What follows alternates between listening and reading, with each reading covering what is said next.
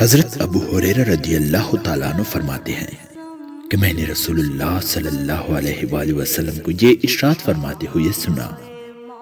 باب جنت کے دروازوں میں سے بہترین دروازہ ہے، چنانچہ تمہیں اختیار ہے خواہ اس کی نافرمانی کر کے اور دل دکا کر اس دروازے کو ضائع کر دو، یا اس کی فرمان برداری اور اس کو راضی رکھ کر اس دروازے کی حفاظت کرو۔ حضرت عبداللہ بن عمر رضی اللہ تعالیٰ عنہ روایت کرتے ہیں کہ نبی کریم صلی اللہ علیہ وآلہ وسلم نے ارشاد فرمایا، اللہ تعالیٰ کی رضامندی والد کی رضامندی میں ہے اور اللہ تعالیٰ کی ناراضگی والد کی ناراضگی میں ہے۔ حضرت عبداللہ بن عمر رضی اللہ تعالیٰ عنہ فرماتے ہیں کہ میں نے رسول اللہ صلی اللہ علیہ وآلہ وسلم کو یہ ارشاد فرماتے ہوئے سنا، سب سے بڑی نیکی یہ ہے کہ بیٹا باپ کے انتقال کے بعد باپ سے تعلق رکھنے والوں کے ساتھ اچھا سلوک کرے۔ حضرت عبداللہ بن عمر رضی اللہ تعالیٰ عنہ فرماتے ہیں کہ میں نے رسول اللہ صلی اللہ علیہ وآلہ وسلم کو یہ ارشاد فرماتے ہوئے سنا، جو شخص اپنے والد کی وفات کے بعد ان کے ساتھ صلہ رحمی کرنا چاہے جبکہ وہ قبر میں ہے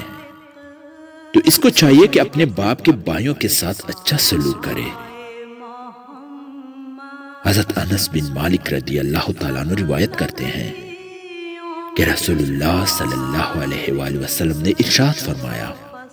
جس شخص کو یہ پسند ہو کہ اس کی عمر دراز کی جائے، اس کی رزق بڑھا دی جائے، اس کو چاہیے کہ اپنے والدین کے ساتھ اچھا سلوک کرے اور رشتہ داروں کے ساتھ صلہ رحمی کرے۔ حضرت معاذ رضی اللہ تعالیٰ عنہ سے روایت ہے کہ رسول اللہ صلی اللہ علیہ وآلہ وسلم نے ارشاد فرمایا، جس نے اپنے والدین کے ساتھ اچھا سلوک کیا اس کے لیے خوشخبری ہو کہ اللہ تعالیٰ اس کی عمر میں اضافہ فرمائیں گے۔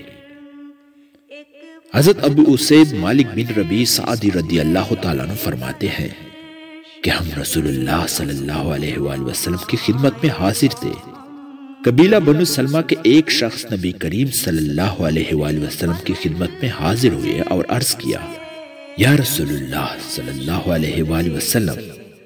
کیا میرے لیے اپنے والدین کے انتقال کے بعد ان دونوں کے ساتھ حسن سلوک کی کوئی صورت ممکن ہے؟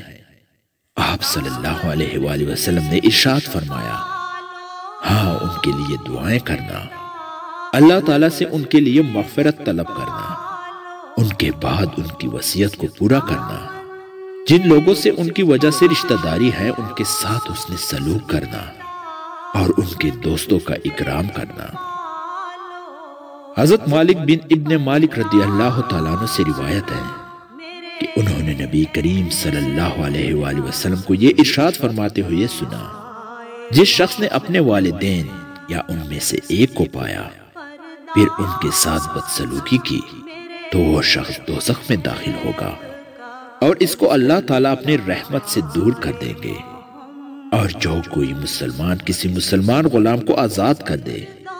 یہ اس کے لیے دوزخ سے بچاؤ کا ذریعہ ہوگا۔ حضرت ابو ہریرہ رضی اللہ تعالیٰ عنہ سے روایت ہے کہ نبی کریم صلی اللہ علیہ وآلہ وسلم نے ارشاد فرمایا، وہ آدمی ذلیل و خوار ہو پھر ذلیل و خوار ہو پھر ذلیل و خوار ہو۔ عرض کیا گیا، یا رسول اللہ صلی اللہ علیہ وآلہ وسلم، کون ذلیل و خوار ہو؟ آپ صلی اللہ علیہ وآلہ وسلم نے ارشاد فرمایا،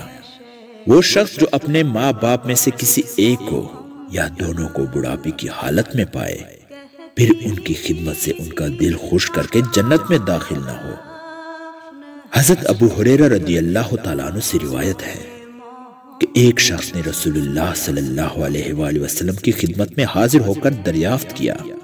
میرے حسن سلوک کا سب سے زیادہ مستحق کون ہے؟ آپ صلی اللہ علیہ وآلہ وسلم نے ارشاد فرمایا، تمہاری ماں۔ اس نے پوچھا، پھر کون؟ آپ صلی اللہ علیہ وآلہ وسلم نے ارشاد فرمایا، تمہاری ماں۔ اس نے پوچھا، پھر کون؟ آپ صلی اللہ علیہ وآلہ وسلم نے ارشاد فرمایا، تمہاری ماں۔ اس نے پوچھا، پھر کون؟ آپ صلی اللہ علیہ وآلہ وسلم نے ارشاد فرمایا، پھر تمہارا باپ۔